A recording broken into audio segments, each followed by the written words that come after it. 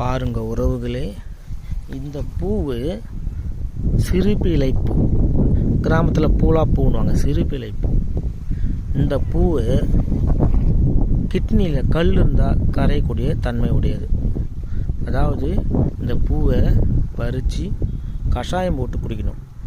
சுவைக்கு கொஞ்சம் வெல்லமோ சர்க்கரையை சேர்த்துக்கலாம். பாருங்கள், கிராமத்தில் வயலோரத்தில் அருமையாக வளர்ந்து வரும். கிராமத்தில் தை மாதம் மாட்டு பொங்கல் அப்போ மாட்டு கொம்புலலாம் இந்த பூவை கட்டுவாங்க. இது நல்ல ஒரு கிட்னி கல்லை கரைக்கக்கூடியது. ஆரம்ப ஸ்டேஜை கரைக்கும், ரொம்ப பெருசானா கரைக்கிறது இல்லை. ஆனால் தொடர்ந்து எடுத்துக்கிட்டாக்கா கிட்னி ஸ்டோனு கரைக்கும், கிட்னியை சுத்தப்படுத்தும், சிறுநீரகத்தை பாதிக்காத அளவுக்கு பாதுகாக்கும். இது சிறுபிழை பூ. இது எல்லா வயலோரத்துலையும் கிடைக்கும், ரோட்டு ஓரத்தில் கிடைக்கும். பாருங்கள், நிறைய இருக்குது பாருங்க. இதை நல்லா இப்போ கிடைக்கும்போது பறித்து அதை உலர வச்சு, நிழலில் உலர வச்சு, காய வச்சு ஒரு பாத்திரத்தில் ஒரு பாக்ஸில் போட்டு வச்சிட்டோம்னா எப்போல்லாம் நமக்கு சிறுநீரக கழிக்கும் போது வலி வருதோ அப்போல்லாம் இந்த சிறுநீரக கல்லை கரைக்கக்கூடிய சிறுபிழை பூவை கஷாயம் போட்டு குடிக்கலாம். நன்றி.